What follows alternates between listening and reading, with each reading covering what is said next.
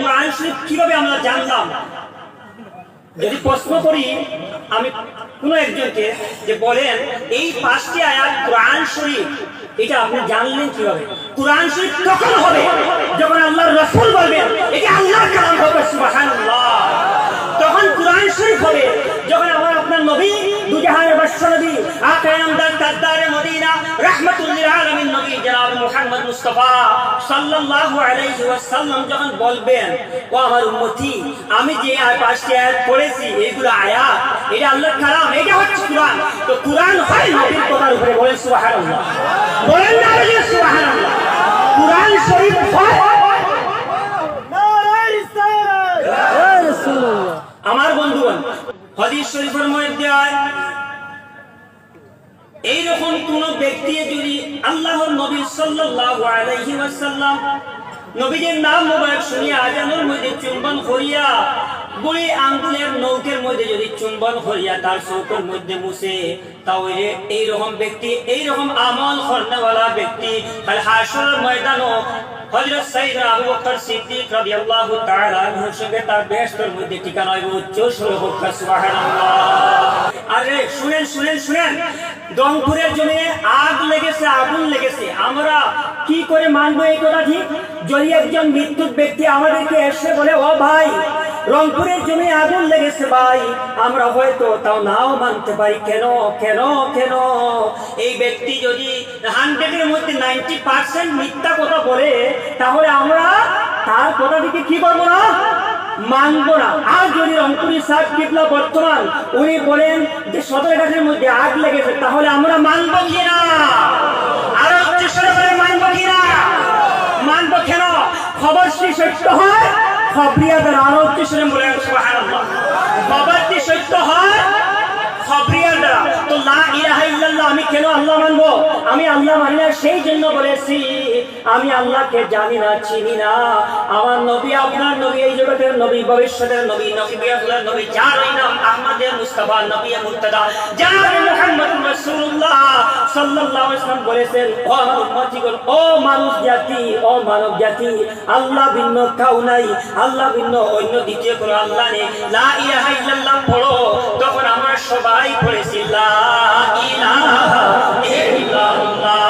আমার বন্ধুগণ, আমার ভাইরা, দুরূদ শরীফ আরো উচ্চ সুরে পড়তে হবে। তাওহীদ কি চীজ है? I am saying in front of you, for example, আমি আল্লাহ মানি না। For example, I am saying, please listen to me what I am saying. Try to understand. For example, আমি আল্লাহ মানি না। কেন? আমাকে প্রশ্ন করতে পারেন। আমি কোরআন শরীফ মানি না, আমাকে প্রশ্ন করতে পারেন। আমি তার উত্তর বলে দেই, এই কোরআন শরীফ, এই কোরআন শরীফ, কোরআন শরীফ পড়ে আমি আপনি জানলাম কি করে। ইকরা বিসমি রাব্বিকাল্লাযী খালাক, এই আয়াত তথা এই আয়াতের মিলিত অবস্থায় যে 5টি আয়াত আছে, সেই আয়াতগুলোকে আমরা কোরআন শরীফ মনে করি বা মানি। এইটা কেন? এইটা কোরআন শরীফ কিভাবে আমরা জানলাম? যদি প্রশ্ন করি আমি কোনো একজনকে যে বলেন এই 5টি আয়াত কোরআন শরীফ, এটা আপনি জানলেন কিভাবে? কোরআন শরীফ তখন হবে যখন আল্লাহর রাসূল বলবেন এটা আল্লাহর কালাম হবে, সুবহানাল্লাহ। তখন কোরআন শরীফ হবে যখন আমার আপনার নবী দুজাহানের বিশ্বনবী আকা নামদার তাজদারে মদিনা রাহমাতুল লিল আলামিন নবী জনাব মুহাম্মদ মুস্তাফা সাল্লাল্লাহু আলাইহি ওয়াসাল্লাম যখন বলবেন ও আমার উম্মতি আমি যে 5টি আয়াত পড়েছি এগুলো আয়াত, এটা আল্লাহর কালাম, এটা হচ্ছে কোরআন। তো কোরআন হয় নবীর কথার উপরে, বলেন সুবহানাল্লাহ, বলেন না সুবহানাল্লাহ। কোরআন শরীফ হয় আমার বন্ধুগণ, কোরআন শরীফ হয় নবীজির কথার মাধ্যম দ্বারা, নবীজির কথার উপরে কোরআন শরীফ হওয়া, নবীজির কথা মুবারকের দ্বারা হাদিস শরীফ সাবিত হওয়া, নবীজির কথা মুবারকের দ্বারা হজ্জে কুদসি সাবিত হওয়া। আর না হয় আমি আপনি জানতাম না যে এটা কোরআন শরীফ না অন্য কি, ঠিক কিনা? তার বন্ধুগণ, সেই নবীর উপরে দুরূদ শরীফ আমাদের পড়তে হবে।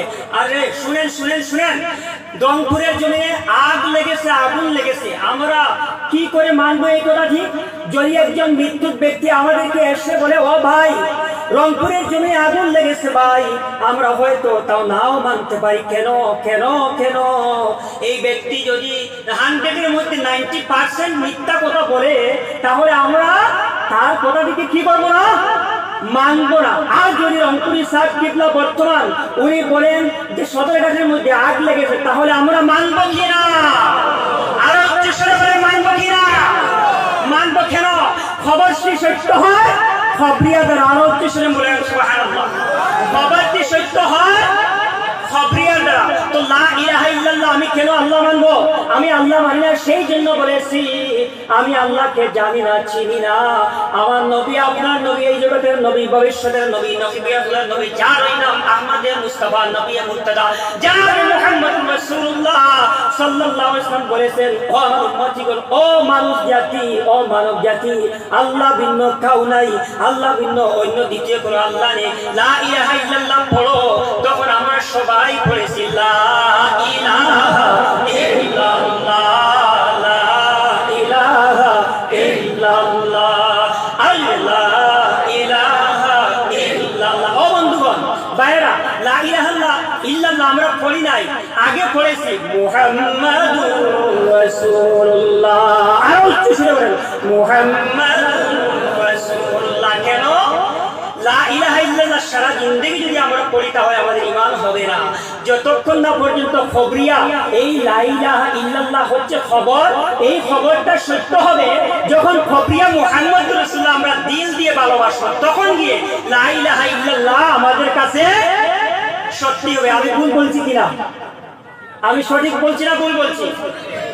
আমার বন্ধুরা, মুহাম্মদুর রাসূলুল্লাহকে যদি আমরা মানি, তখন কি হবে লা ইলাহা ইল্লাল্লাহ সঠিক, ঠিক কিনা?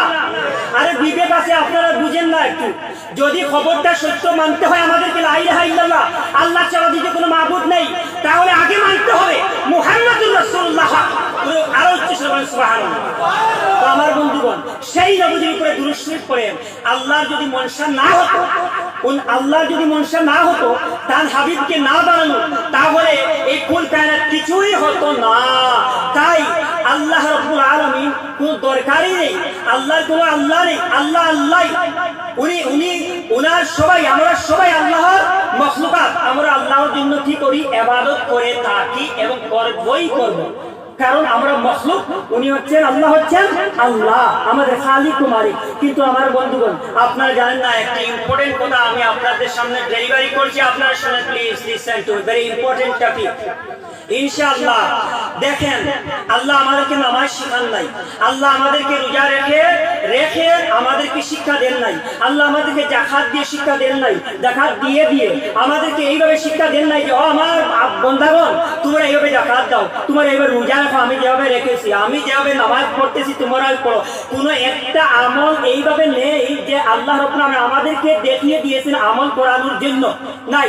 আমি চ্যালেঞ্জের সহিত বলছি, রেকর্ডিং করতে পারেন নো প্রবলেম, আমি চ্যালেঞ্জ শুরু করছি, পুরো একটা আমল আল্লাহ রাব্বুল আলামিন করিয়ে দেখান নাই বন্দাদেরকে যে আমার বন্দাগণ আমি এইভাবে করতেছি তোমরা এইভাবে করো। কিন্তু মহাব্বত দেখেন, মহাব্বত দেখেন আল্লাহর হাবিবের উপরে আল্লাহর কত মহাব্বত। আল্লাহ বলেন ইন্নাল্লাহা ওয়া মালাইকাতাহু ইউসাল্লুনা আলান নবী। ও আমার বন্দাগণ, আমার হাবিবের সাথে আমার মহাব্বত দেখেন, আমি কত ভালোবাসি আমার নবীকে। আমি নিশ্চয় আল্লাহ আমার ফেরেশতাদেরকে নিয়ে আমি আমার হাবিবের উপরে দুরূদ শরীফ পড়তেছি। ও বন্দাগণ, তোমরা আমার হাবিবের উপরে দুরূদ শরীফ পড়ো আর সালামটা দেও, সালাম দেওয়ার মতো তাজিমের সহিত, ইজ্জতের সহিত, যেভাবে দিলে তাজিম হয়, ইজ্জত হয়, সেইভাবে আমার হাবিবের উপরে তোমরা সালাম দাও।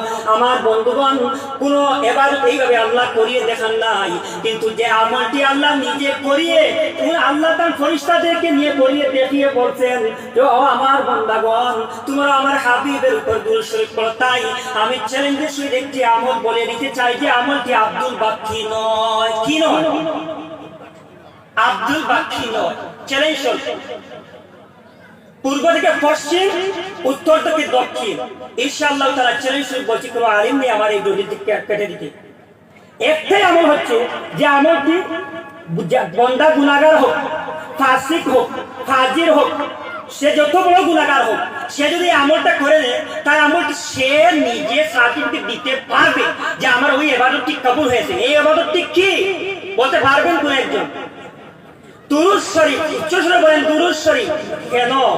আরে যে আমলটি আল্লাহ স্বয়ং করেন, আমাদেরকে বলেছেন, তাই আল্লাহ এই আমলটি রদ করেন না। কেন? আমাদেরকে শেখানো হয়েছে, ও আমার বন্দাগণ, আমি দুরূদ শরীফ পড়ি আমার ফেরেশতাদেরকে নিয়ে, তুমিও তোমরা সবাই বন্দাগণ পড়ো। আমরা বলি, ওগো নবী, ওগো নবীজি, ওগো দয়াল নবীজি, যে নবীর উপরে মশা বসে না, যে নবীর উপরে মাছি বসে নাই, যে নবীজিকে পাহাড়ের উঠেরা এসে সাজদা করে আল্লাহর হাবিব সাল্লাল্লাহু আলাইহি ওয়াসাল্লামকে সাজদা করত অবস্থায় দেখে উঠদেরকে সাহাবীরা বললেন, ইয়া রাসূলুল্লাহ, ইয়া হাবিবাল্লাহ, আমরা কি করব? আমরা কি সাজদা করব না আপনাকে? আল্লাহর হাবিব সাল্লাল্লাহু আলাইহি ওয়াসাল্লাম বলেন, ও আমার সাহাবায়ে کرام, জেনে রাখো, মানুষকে সাজদা করা হারাম। যদি মানুষকে সাজদা করা অর্ডার থাকতো, তবে আমি সমস্ত পৃথিবীর স্ত্রীদেরকে, ওয়াইফদেরকে বলতাম তারা যেন তারা স্বামীকে সাজদা করে। উচ্চ স্বরে বলেন আল্লাহু আকবার। তাই কিতাবের মধ্যে লেখা হয়েছে এই আমলটি কবুল। কারণ যখন আমরা বলি, ওগো নবী, যে আমাদেরকে শিখান না, তাহলে আমরা কিভাবে দুরূদ শরীফ পড়বো? তখন আল্লাহ নবী সাল্লাল্লাহু আলাইহি ওয়াসাল্লাম আমাদেরকে শিখিয়ে দিয়েছেন, আল্লাহুম্মা সাল্লি আলা সাইয়্যিদিনা ওয়া মাওলানা মুহাম্মদ ওয়া আলা আলিহি ওয়া আসহাবিহি ওয়া বারিক ওয়া সাল্লিম। তখন আমরা উত্তর কি বলি? Listen to the important topic. আমরা বলি, আয় আল্লাহ, আপনিও আপনার হাবিবের উপরে দুরূদ শরীফ বেজেন না। আল্লাহ বলে, আরে বান্দা, আমি বলেছি তুই পড়, তুই আবার বলছ আল্লাহুম্মা সাল্লি আলা, তুই পড় আল্লাহ।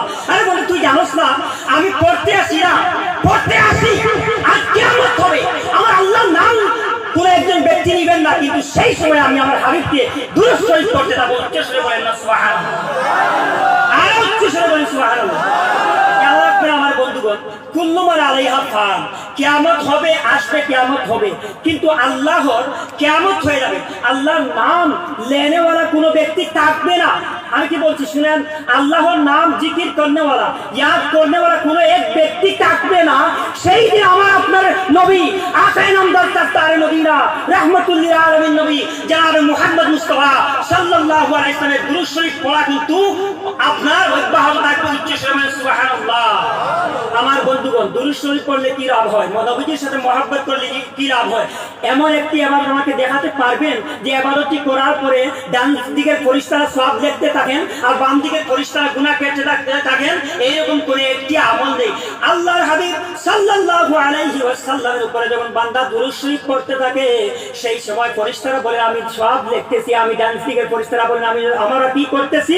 সওয়াব লিখতেছি। আর বাম সাইডের ফেরেশতারা বলেন, আমরা গুনাহ কাজ করতেছি। উচ্চ স্বরে বলেন না সুবহানাল্লাহ।